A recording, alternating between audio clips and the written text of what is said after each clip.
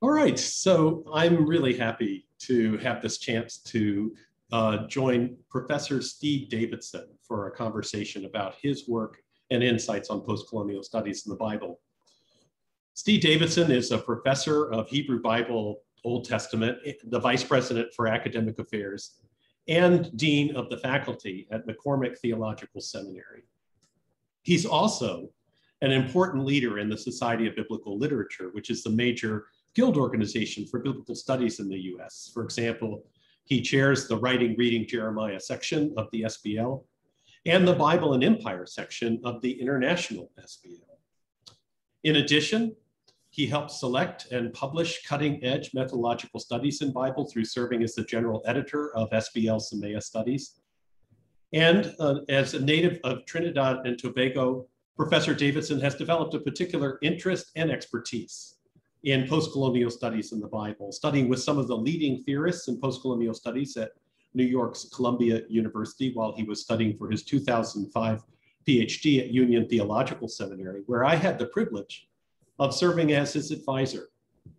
And he has shared and unfolded this expertise in postcolonial and Islander studies after graduation through numerous articles, publication in 2011 of his dissertation in revised form, Empire and Exile, Postcolonial Readings of the Book of Jeremiah. That was published with T&T Clark. He also developed a co-written introduction and essay for his 2015 co-edited volume on Islanders and the Bible, Ruminations, with SBL Press. And he also produced in 2017 a succinct, up-to-date, and really helpful overview of postcolonial studies for the Brill Research Perspectives in Biblical Interpretation, which is entitled Writing, Reading the Bible in Postcolonial Perspective. Currently, he's working on a project tentatively titled Postcolonial Biblical Criticism, a guide for the perplexed. So, Professor Davidson, or I might slip and call you Steve because of our long association with each other, I'm so glad to have this chance to talk with you. And I'd like to start by having you hopefully share some of the story that brought you to postcolonial studies. As I recall it, this is something that evolved from your initial studies at the University of West Indies through your degrees at Boston University and Union Theological Seminary and beyond.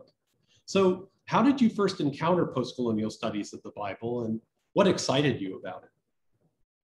David, thank you for this opportunity to talk with you. My work in post-colonial studies happened really by accident. I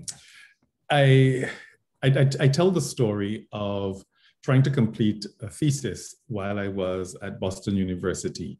And my thesis advisor kept rejecting all of my ideas. And finally he said, well, you did a course with me on biblical interpretations, and why don't you just think through what it means to read the Bible as someone from the Caribbean? And I reluctantly agreed and started thinking of how to write this thesis. And in the process of doing the research, and trying to remember now whether we had gone, I think we had computerized databases for library in the libraries rather than the cards. Just searching, I discovered this growing body of knowledge, because this was 1999. And we had just gotten some new material out from Fernando Segovia, from Sugirtharajah, and a few other persons, not a whole lot. And that's where I started to think this notion of postcolonial studies was very exciting and representative of who I am. In part, I would see myself and my life as sort of a position within postcolonial realities, as someone who was born in a sort of post-independence period in my country, where we were still coming to terms with what it meant to be independent and the legacies of British colonialism. There were a number of different traces that were still around. There were a number of different influences that were still there. And what I started to do was to think about the ways in which, as a person growing up in a society like that, I'm formed to read the Bible in different ways and to think about the Bible in those with those post-colonial influences. So that's what brought it together for me. In some ways, how can I now bring my life story into this trajectory of academic study and using this sort of a critical inquiry of post-colonial studies? And I've not, well, I shouldn't say I've not stopped since then. I've grown weary at times, and I've gotten renewed interest and renewed excitement, and just found different ways of moving the work that I've been doing. That's really helpful.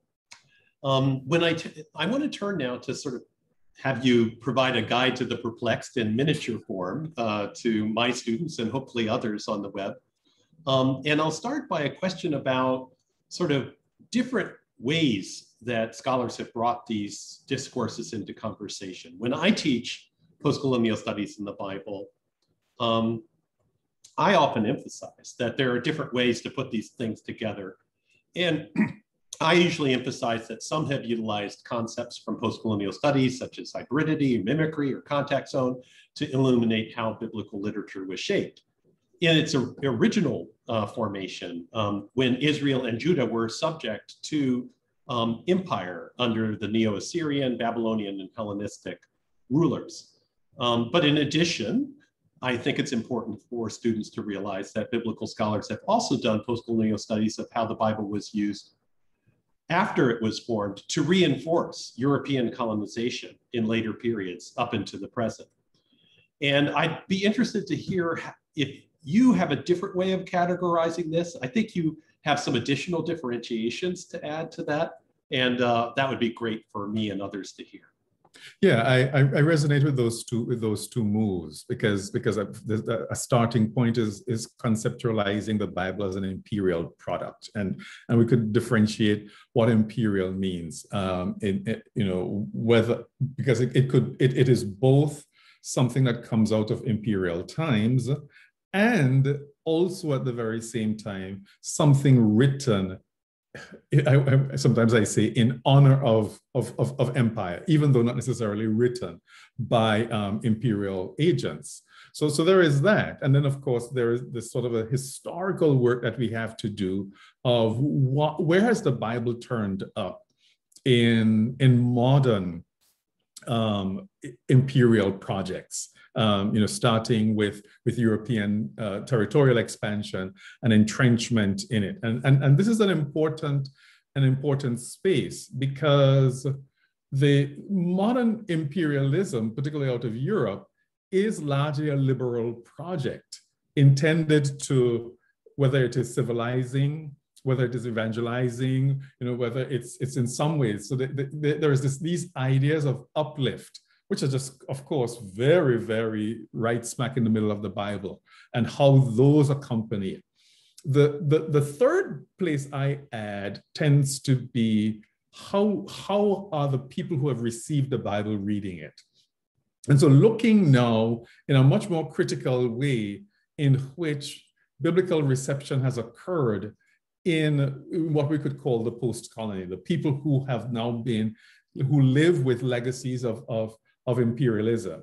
And in some instances, what you will see are just essentially a complicity with the imperial ideas. And sometimes, and this is the more exciting work, is the pushback and the rejection. And then there's a fourth thing that I find also exciting, which is a lot more, which has to do with the cultural appropriations of the Bible in those in the midst of current imperial conditions. So that the legacies continue, and an empire has taken different forms and in different ways in terms of all of these issues of globalization and continued threats to the environment and what it means to live in a world that's dominated by one or two major powers, whether they're political powers or economic powers. And just seeing how people are understanding biblical texts and biblical ideas in those contexts is a fourth thing that I do. And of course, for me, it's paying attention to the individuals who are not necessarily thinking about the Bible from a purely confessional space, but as one of many literary products and that came out of Europe. So before moving on to the next question, what I'm hearing you say, and I want to double check it with you, is in addition to those two modes that I mentioned at the outset, of looking at the Bible as sort of an imperial product or formed in this complex interaction with empire, and how Europeans mobilized the Bible to reinforce colonization, what I'm hearing from you is looking more at how formerly colonized people, or colonized people for that matter, have developed resistant readings, whether in traditional confessional contexts or completely outside that, looking at the Bible as a cultural product, not just sort of portraying people in colonized contexts as passive victims of how the Bible has been used by this or that person, but also the way they actively have taken up the Bible in different kinds of ways. Is that a correct reading of what you're saying? Right. Yes, certainly. And it's a critique of the Bible itself on its own, but it's also a critique of the Bible as a product of a sort of European product, a Europeanizing product. And it's a critique also of empire as it exists today. So several different things. Interestingly, of course, sometimes it is not the Bible on its own. It's a Bible alongside of a whole number of other elements, which when we're doing it today, you know, it's that obviously is going to be the case, because people recognize that, you know, the Bible doesn't have pride of place in every single instance, and so there are other factors and things that will come into play. Those I think that's what makes it exciting, is trying to tease out what's the Bible, what does it look like, where is it turning up, where is it showing up, who is using it, who's interpreting, what are people thinking about the Bible in these sort of a very, very modern times marked by different configurations of empire. Just to flesh that out just a little bit, what would be can you give an example of what some of those other elements might be that would kind of come in alongside the Bible in this sort of analysis? Yeah, some of it will be other types of texts, other sacred texts, or other sacred traditions, because we'll see this in some parts of Africa where there's a sense of, look, here is knowledge, here's spiritual knowledge, here are insights that come from a different source. So those are the other things that we put into the conversation as well. So what are the native wisdom, sayings, proverbs, right? Practices. What are the kinds of native laws, ordinances also? So rather than privileging the Bible above all of these other things, those are some of the pieces that are coming into play. So, you know, I'm not sure if this follows too well in that fascinating interplay of different kinds of things for postcolonial studies, but I'll go there here anyway, because I often introduce postcolonial studies in the Bible when I come to discussion of Deuteronomy, the book of Deuteronomy, and other books that have been influenced by Deuteronomistic motifs like Joshua, Judges, 1 through 2 Samuel, and 1 through 2 Kings, partly because in this case, I'm focusing more on that originary moment where the Bible is formed in the context of ancient Near Eastern empire. And I know also your work has featured a sustained focus on the Deuteronomistically shaped book of Jeremiah. And so as we look at these texts, I wondered if you could talk about particular concepts in postcolonial studies that you think students might find helpful in illuminating these texts and engaging them through a postcolonial lens. Yeah, certainly there are quite a lot in that collection of books. So let me get to some of the more important ones. And I think particularly if you're going with Deuteronomy, an important thing to pick up would be indigenous communities, native communities, because essentially what it is narrating is this group's ancient Israel's relationship with indigenous communities in the land, and how do you do it? So it does raise these questions that indigenous communities have faced across different periods of history in different times, related to the appropriation of their land, issues around cultural assimilation, because in order to survive, the only way to survive was to become like this other group. And we see some of those issues rearing their head, its head now in Canada. Genocide, of course, is another that comes up, another set of concepts to be looking at in terms of how do you read Deuteronomy in light of these in light of these histories.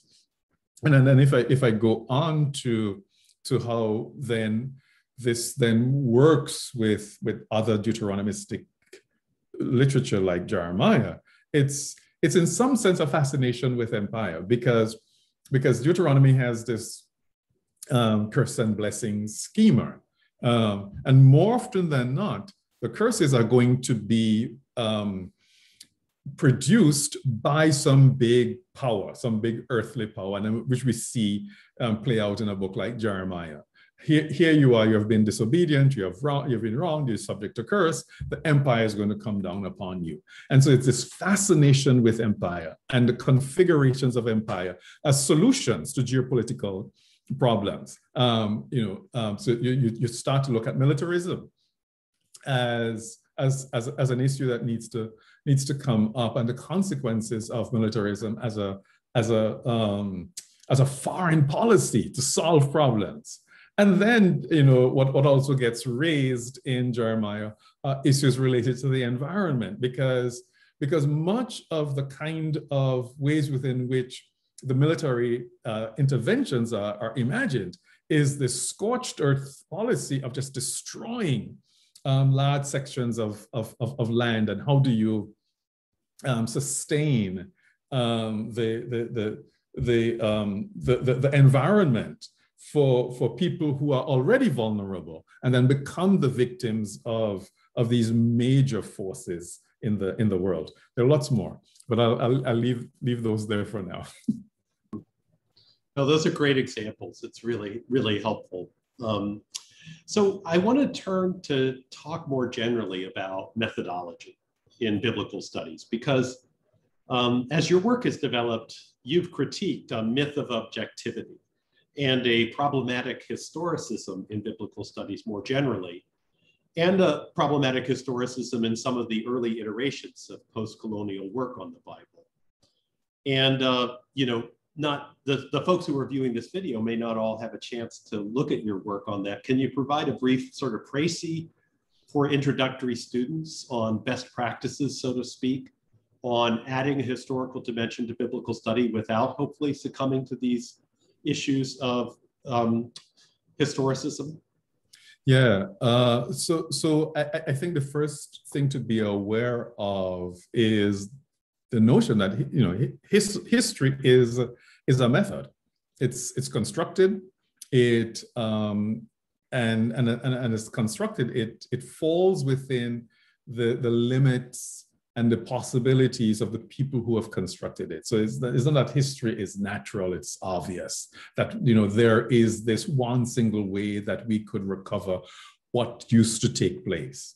So in many ways, history allows us to tell stories, and it allows us to narrate something from a particular perspective. I mean, and I'm always taken by William Faulkner's notion about history, that it's never really about the past and more or less about the present. So starting there, I think that becomes important.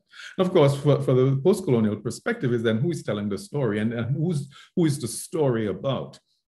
So in some sense, then that becomes an important set of questions to ask, because it then determines where you start, how that arc is going to be developed, and then what gets included or excluded in it. Now, the challenge that we find ourselves up against is European history has in some ways centered Europe as the major actor, acting upon these other places. And in some ways, as some would argue, creating for them history or beginning history for them. So for instance, growing up, and you will see this in a number of different museums around the world. For me, in my country, what history begins with Columbus. And everything else is lumped into this thing called pre-Columbian, where things are just murky. There are mist that you have to walk through. And why they're mist is because the people now who have created the discipline of history have decided, here is where we want to start. And we'll put all of the resources to discover all of the material in order to tell the story of the European presence, and then just block everything else out. And so there is nothing else there. Now, of course, that's a big challenge for us in biblical studies in general, because how do you start to tell the history of ancient Israel? And as you have taught me, this is an important question, because one of the things you do is to say, no, we can't start at Genesis. No, let's start where we have some material. Okay, but in doing so, we've started to tell a story we've started to tell the story of the nation, right? When we start in Judges, what is ancient Israel? What does it look like? What are the early precursors? And that's a particularly important frame out of which to tell the story, but it's one of several, which certainly is much stronger and much better than starting at the murkiness of Genesis. So in terms of how we tell a history of ancient Israel, that becomes an important starting point. Now, for me, one of the reasons why I think that makes sense is also for us to recognize how the nation state became an important feature of modern Western civilization. And we start to critique the notion of the nation state and why it is exercising this important power, and why it is now being the thing that structures history, and how it produces nationalism, and how it then generates a whole number of other sort of impulses, I think starts to help us make sense, because then what we will eventually see is how biblical stories and biblical narratives play this strong role in these ideas of nationalism. I mean, and I think the US is one of those very clear-cut cases where the US's self-imagination as a nation can be easily mapped on to certain stories and narratives of the Bible. So those become, I think, very important things for us to recognize and to understand how we position ourselves and how we position the story, and privilege some people and leave others out. And so part of the post-colonial thing is to critique that, but also to say, no, what are the ways in which we can recenter that story, to recenter the people who have been deprived, or in some ways to bring back into focus another set of characters as we tell the biblical stories.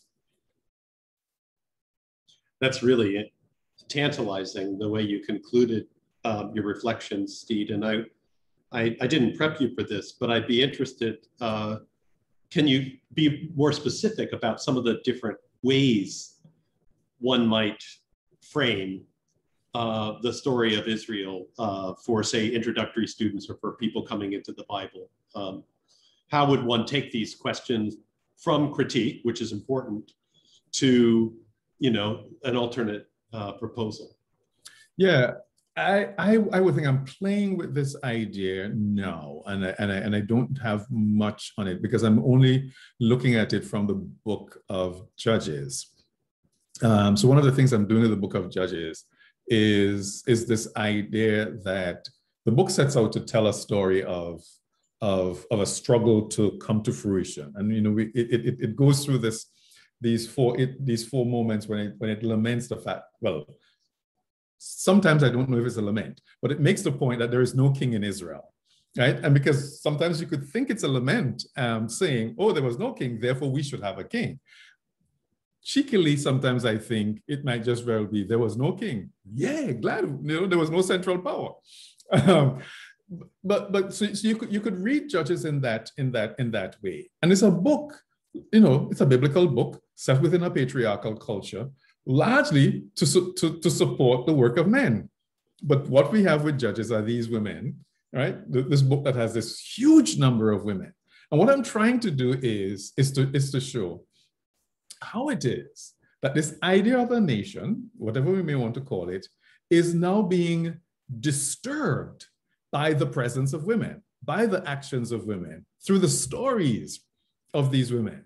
So that the male story is tending in one direction to create this notion of what a nation looks like, whereas the story of women is taking it in another direction. And so this is one of the things I'm trying to think through a little bit more. What if we centered the story of women in framing the Hebrew Bible? What if and in which case we could start with Genesis. But we're starting with Genesis in a very different way, because as you know from your work with Genesis, those exciting stories of the women, how they get downplayed. So I mean, so you start with a different set of questions. It's not about creation, right? It's not about whether so much about creation, and you don't privilege the creation moment. You don't privilege so much the flood story. Or even if you go with those stories, the characters who are important become quite different. They become, in some ways, marginal characters. I mean, and I know it's a struggle for us to say, wow, can we think through the flood story through the eyes of Noah's wife, whom we don't know, whose name we don't know, who doesn't have a speaking part, who is only mentioned maybe 2 or 3 times alongside of Noah, right? I mean, how can we do that? It requires, in some sense, a kind of recuperative imagination to then start to say, what it is can we excavate about the people who have been left out? And I think this is some of the work that people in subaltern studies have been trying to do, is to say, here's a picture that we have. And we know that picture doesn't feature everybody. And there's some people who are important to make the picture happen. Let's spend some time doing the work to figure those people out and what they have done to create this picture. I mean, that's one possibility, but of course, which goes back to the earlier conversation we were having about historicism. It's that we feel as if we are on shaky ground if we don't have data. And this is the thing about historicism. It convinces us that only with data can we make a particular set of data, I should say, can we make certain claims without actually saying that the data in itself might give us a foundation to work on, but we're not necessarily just working with the data, we're working with an interpretation of the data itself. So that's a move that I think can be an exciting opportunity for us to in some of the years ahead.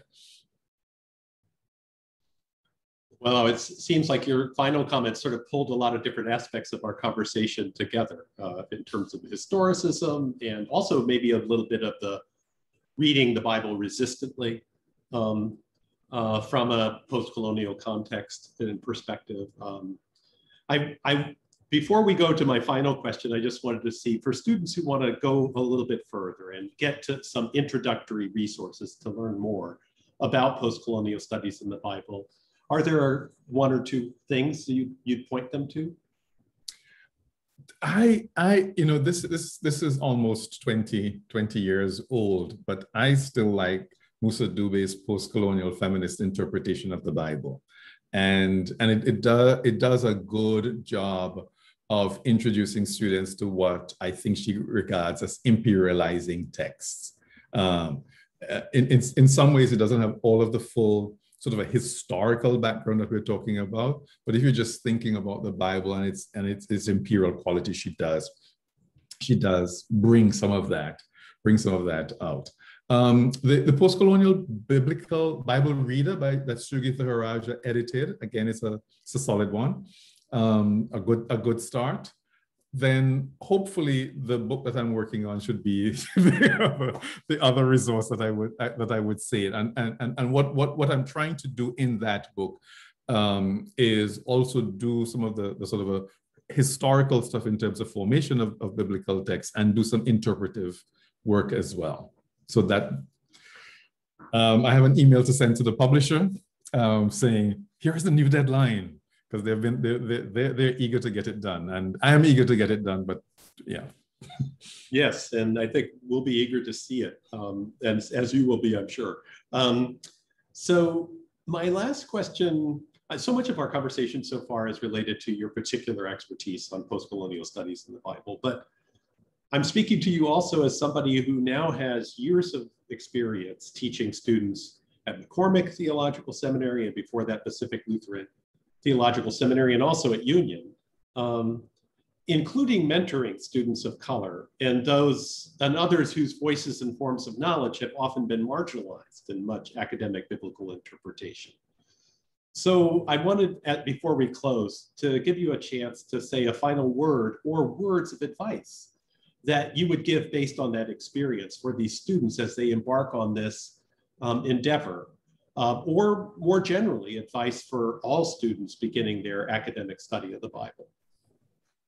Oh, the thing that I have come to discover and keep discovering about myself in this work is self-identity is important. Understanding and yourself and affirming yourself. The imposter syndrome is very real, and it doesn't go away, it doesn't disappear very, very easily. I start there because one of the things that is so easy to slip into, and some of it is necessary, I'm not saying it's all terrible, is you're being formed in a particular way, and it's just surrendering to the processes of formation, that you become made in someone else's image, and you're not aware of who you are. And so a lot of graduate work tends to be that way. Some of it for good reason, but when it's layered on very heavily, what happens is you end up losing yourself, losing your voice, and losing the ideas. And it takes a while to then find yourself. I can say in my own experiences, I came in with a clear and strong voice, because I think this was for me what my education was like, right?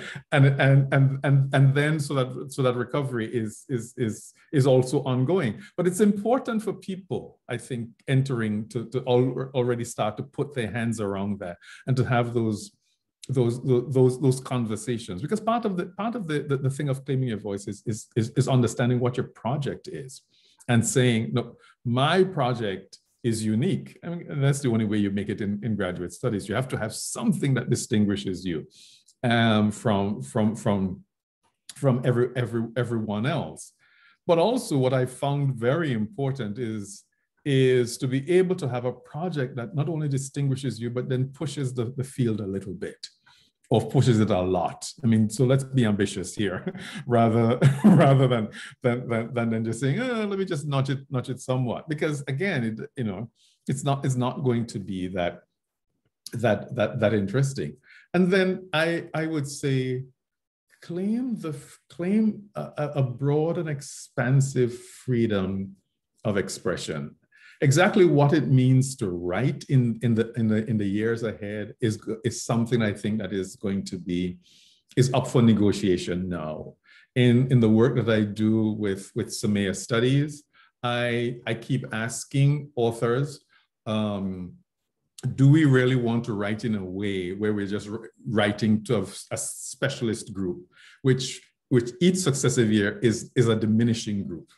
Or do we want to start to write for broader audiences? And I think there are audiences who are eager for the work that we are doing, but we just need to figure it out, how to write to that audience, rather than thinking, oh, the field is this. And for me, this is a sort of a post-pandemic realization that a lot of things that I thought were important to write 2 years ago, I keep asking myself, who wants to read this now? Why should this be published? What difference is it going to make?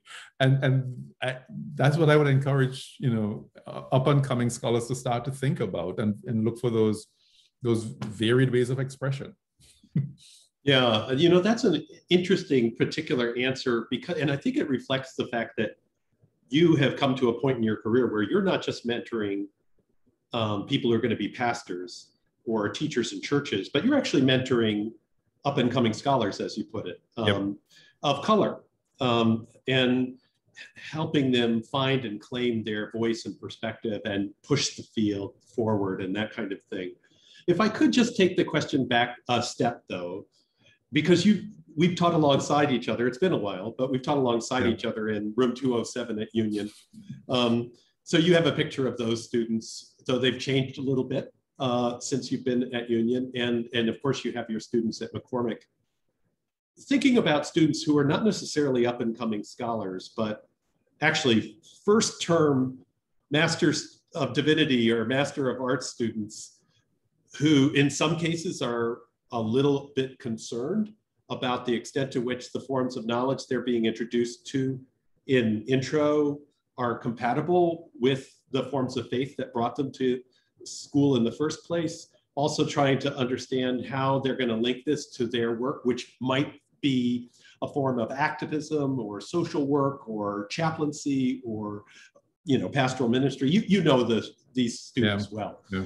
Is there something more you might say to this group of students, whether more specifically students of color, because we at Union get a number of students, particularly out of the Black church tradition, or more generally? Yeah, so and this is one of those places where when I do an introductory course, the students are like, what is he saying? Who is he? Where does he come from? Does he believe in God? So a whole number of different things like those come out. But I think this is representative of the successful work of the kind of imperial evangelizing work that has happened in Christianity for centuries, where there is a conflation between the book itself and God, so that they are inseparable for a number of people. For a number of people, you start to get it. It's a reduction of the God that they knew. And so one of the things I try to help people to understand is you have now to expand your theological imagination beyond the book, because and that's where the struggle is. The struggle is to go beyond the book and to see of the kinds of liberating God that didn't fully get depicted and captured in the book itself, because we were hearing the stories from certain eyes. And it's a mixed metaphor there. we were getting it from certain places. And then you have to ask yourself, given the passion that you have for a much more egalitarian world, what does a liberating God look like? And feel like, given your own self-identity of wanting to be affirmed, so in letting go some of the previously held knowledges around the biblical text, it's not necessarily in some ways to surrender the text into nothingness as if it doesn't exist and it's no longer meaningful. It's that you are now facing, in some ways, its natural limits. But those aren't closed doors. Those are openings to say, come on, here is the work you are doing in your time. Here is where you are called to. And so it does require some sort of a renegotiation with the biblical text. So one of the things I've been doing in the last few years when I teach an introductory course, I say to students, take a minute or two, answer this question for me. What is the Bible? Write it down. I want you to write it down. And we talk about that a bit.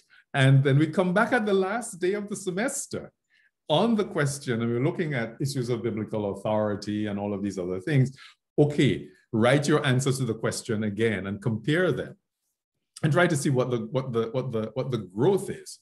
Because after I've done all of that, I do come back around to well, what good is the Bible? What do we do with it?